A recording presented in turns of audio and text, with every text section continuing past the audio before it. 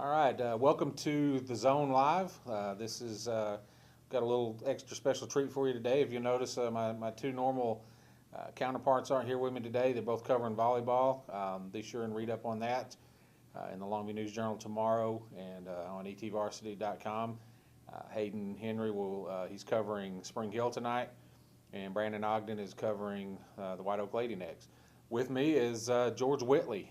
You probably recognize the name from. Gosh, George has covered a little bit of everything for us. He's one of the few guys in East Texas that's been doing sports and covering sports for as long as I have. George and I go way back all the way to Kilgore College days in the late 80s. And George is going to cover the game of the week for us this week, so we invited him along to talk about that. Welcome aboard, George. Thank you, Jack. I appreciate it. We're gonna jump right into it. We've got Gilmer and Kilgore, number 1 ranked Gilmer, number 3 ranked Kilgore. I think, George, this is a game that probably, not exaggerating, saying that people were looking forward to this game as soon as the last year's game ended. And you were at that game. I didn't realize that until I was doing research. You covered that game, and you've covered both Kilgore and Gilmer this season. What are your thoughts on this game? Well, I think it's just, like you said, Jack, we've been talking about this since August. I know this game was circled on the calendars when the schedules came out. And it's just, I don't think you could really paint a better picture than to have these two teams meeting at the end of the year undefeated. And having seen Kilgore for all 8 games, and I've covered 2 of Gilmer's games, they're 2 fabulous programs, and I think the fans at RE St. John's, they need to get there early because it's going to pack out, and it's going to be, I think it's going to live up to its expectations. I know last year's game was a tremendous game, and Kilgore was knocking on the door going in for the winning touchdown and fumble on the 2-yard line, and Gilmer came out with a 20-14 victory then. And it's probably going to be something like that again this year. It's going to come down to who makes the fewest mistakes and who's able to take advantage of the opportunities when they're presented. But both teams well coached. Jeff Traylor and his staff have done a tremendous job over there. Got a couple of state championships, and of course Mike Woods in his 3rd year or 4th year. I think 4th year. And, he was a state championship defensive coordinator for Coach Valerie. So I'm excited. I'm ready. I'm going out there after I get through here because it's going to be crowded. I'll see George parked in my front yard when I pull up there tonight to my house. I live real close to the stadium. Yeah, I mean, this game just, so much jumps out at you about this game. Gilmer, if you're looking at Gilmer's offense, everybody, they've scored 50 points in all 9 games this season. They're averaging 60.2 points per game. Tanner Barr, this kid, I don't know if people understand and realize what this kid's done. This was a all-state defensive back when he was a sophomore. He had 10 interceptions. Moved into quarterback last year. He leads them to a state championship game. This year he's picked right back up. He's passed for 2,300 yards, 29 touchdowns. And what Gilmer does so well is they spread the ball around.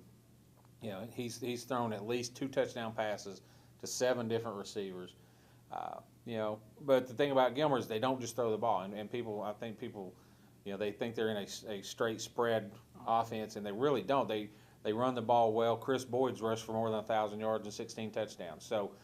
So many weapons on offense. Who do you try to stop? But the one thing Kilgore does, or one of the things Kilgore does really well, is play some defense. They've allowed 94 points all season. They haven't given up a lot of points. Offensively, I think if you look at it, what Kilgore does best is one of the, maybe the only way to beat a Gilmer team is to run the ball, control the clock, and keep that offense off the field. And Kilgore runs the football better than just about anybody in East Texas. Bulldogs are averaging 311 yards per game on the ground. They have a 1,000-yard rusher in Kevin Justice, 20 touchdowns, and they've got 5 total players with at least 150 yards. So they spread it around. They keep those guys fresh. It's just what a great game. Well, and like you said, I mean, how do you beat a team that averages 60.2 points a game? Well, you got to score 61, obviously. I don't think it's going to be like that tomorrow night because as good as Gilmer's offense is, and it's clearly the best in East Texas, probably the best in 3A. Right. Kilgore's defense is the best in East Texas and probably the best in 3A. Right. So it's going to be pick your poison. If the old adage is true, offense wins games, defense wins championships, well, then you can pick your winner on that premise. But it's just going to be fun. Kilgore's got that three-headed monster of Kevin Justice and Aaron Foy and Juju Brown, and then of course Benny Colbert is coming into his own this year as a quarterback. He's been injured, he's been out a little bit, and they got Xavier Guyana backing him up. But Tanner Barr, going back to talking about him, I've had the pleasure of watching him a couple of times this year, and he is phenomenal. Yeah. And you're right, he's got so many weapons out there. And you're also right. They're not just a pass team. Chris Boyd's a 1,000-yard rusher, and he's got 16 touchdowns. So I don't know if you love high school football, you don't have a horse in this race. This is where you need to be tomorrow night. Go watch this game. And it's going to be something else. And I look forward. I'm glad. I'm honored to be covering the game. I'm very glad I get to do that, and I look forward to writing a story up after. It ought to be a lot of fun. Let's move on and talk. We've got a lot of good games in the area. Obviously, let's talk about the Longview Lobos. This one worries me a little bit. And I probably said this for 2 or 3 weeks in a row. When Longview, they've already clinched the district championship. They already know. They've already set up their first playoff day. They don't know who they're playing. They're either going to play Rolette or Lakeview Centennial. That game's going to be at 4:00 Saturday at Kincaid Stadium in Dallas next Saturday, a week from Saturday. So they have all this already set in front of them. They know what they're doing. This game technically means nothing, but it means, and I know John King, you don't want to go into the playoffs with a loss. You're 5-0 in district, and the Lobos just flat don't lose in district. 52-3 now, I believe, under John King in district play. So you worry a little that Longview has everything already set and ready to go. That there might be a little downtime, a little tendency to slack off a little. I don't think John King will let them do that. They want to go 6-0 in district play. You want to go into the playoffs on a roll. And the thing you got to watch out, Rockwall's playing for a playoff bid. So they're going to be fired up. I think the best case scenario for the Longview Lobos is to jump out early, get a big lead. Then you can rest some of your starters. I think I talked to Hayden Henry earlier. Hayden's on his way to cover the volleyball match I talked about, but he was telling us that Jamichael Hasty is going to see some playing time this week. He's banged up a foot or an ankle. 2 or 3 weeks ago, he suited out. He's been practicing. Coach King wants to get him into the game a little, get him into the rhythm of playing again, and Hasty will be back. Desmond Chumley's had a great year passing, throwing the football.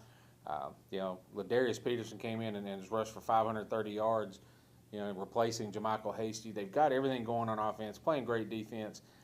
I look for the Lobos to win this game, and probably pretty handily. You hope they come out injury-free. Have you had a chance to see the Lobo? I don't think you've covered them this year. I have not. I've seen them in highlights, basically, and I've had the opportunity to meet Coach King, and Coach King, what a job he's done. He kind of gets lost sometimes in the conversation, but what he's been able to do since he took over for Pat Collins, I didn't realize his district record was that good. That's phenomenal. I don't think the Lobos will have any trouble tomorrow night. I think they beat Rockwall by 3 or 4 scores. They've got that kind of talent. They're scattered with D1 players all over the field. Right. So I think you're right. Longview doesn't want to go into the playoffs with a loss. And they want to. Why not finish it and wrap it up and win them all? Exactly. And so I think Longview is going to play for a while this year. I think they may be flying under the radar a little bit in Class 5A, but I see Longview playing at least 3 or 4 rounds. Right. I picked the Lobos. I voted on the AP poll, and I voted the Lobos in. Gave them a vote the first week of the season. They lost to Capel. Didn't give them a vote the next couple of weeks, and then I started saying, okay, they're still a good football team, even though they lost that first game. I've given them a vote every week. This past week, I noticed they got 4 other votes statewide. So people are kind of picking up on, in fact, the Lobos are pretty good. So I know Craig Weiss mentioned them on the Friday night scoreboard show as a team to watch, and he knows football pretty good. And when he's picking up on them, I just think it might be Longview's time to make that deep run again. Yeah. It's been a few years. Don't sleep on the Lobos. That's right. Well, let's move on to a couple other key games. Talk about the Pine Tree Pirates real quick, and then we'll move on to a 2A game that everybody seems to be talking about. This Pine Tree Mount Pleasant game really intrigues me. We're talking about 2, 3, and 6, 0 and 4 teams. Pirates and Tigers. It's been such a crazy year for Pine Tree. You know, Tough year. and you'd like to see the Pirates go out with a win there, you know, and end up with a win, see what they can do. I tell you though, you know, we talked about earlier, if you like passing, you know, probably, you know, we'll talk about another 2A game for you here where you're not going to see much passing, but if you do like passing, you might want to go watch Pine Tree and Mount Pleasant. These teams throw the heck out of the ball, and they score a lot and don't stop a lot of people. So there's no telling what the score might end up in this game. Yeah, you might be waiting up on deadline on this one because it could go for a while. I've had the opportunity to cover Pine Tree a couple of times this year, and I got to see him in the early part of the season, and when Dalvin Mans was the quarterback. And you know, it was right before all the controversy erupted with that program. But you know, you gotta hand it to those kids. They've hung together pretty good. This is not a bad Pine Tree football team. No. They're not bad at all. I've seen Mount Pleasant against Kilgore, and I'm telling you, Jack, I've never seen since that game against Kilgore, Mount Pleasant's been going down the tubes. No. And I think that's going to be a pretty good football game. Well, let's talk about Wascom and Hugh Springs. You know, Okay. any other week, this would maybe be the game of the week. Yeah. And it's one that everybody's talking about. You know, both teams sitting at 9-0, both teams 6-0 in district play. You know, again, alluded to it earlier. Probably not going to be a lot of passing in this football game. You know, Wascom and Hugh Springs just run the heck out of the football. The two between them, they combine for 7,000 yards rushing. You know, they don't throw it much. They can. You know, Wascom's little quarterback, Trace Carter, can throw the football a little bit, but they've got a Kevin Johnson with 1,200 yards rushing, 18 touchdowns. Junebug Johnson, one of the best names in East Texas, he's close to 1,000. Dylan Benton's over 600. You know, they just like to pound the football. Hugh Springs, now they throw it a little more with, you know, but their quarterback now, Chad McKinney's hurt. I'm hearing that he's out for the year. You know, I hate that for them. But, you know, again, same deal. They've got Fred Hopkins with almost 900 yards. They got Michael Martinez with almost 800. Chris Roy with almost 600.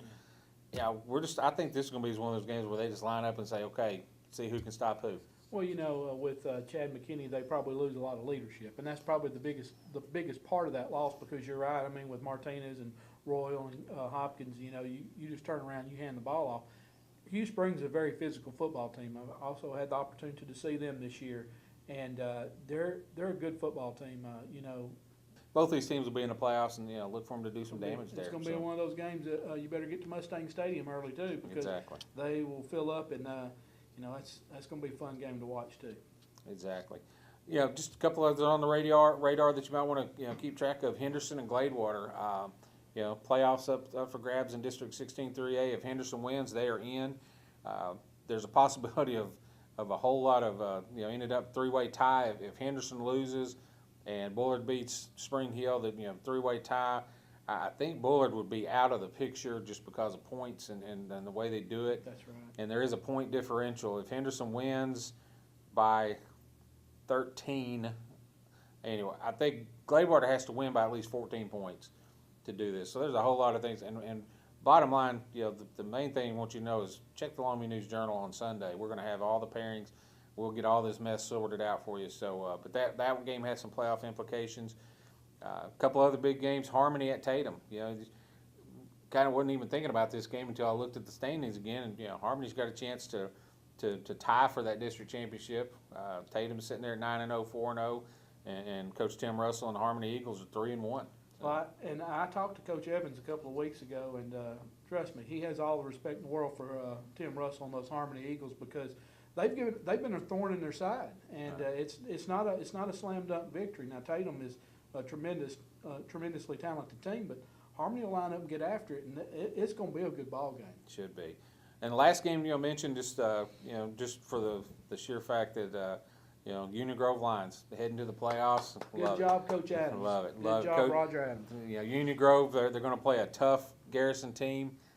Who knows what's going to happen in that one? But the main thing is Union Grove is in the playoffs for the first time since 1968. They secured that last week. Roger Adams has gone in there. He's done a great job, gotten those kids believing. And, just super happy you're in. I know you and I have both known him for our whole careers, and that's been, we're working on close to 30 years now. So happy for the Lions, happy for Coach Adams, and going to be a lot of good football.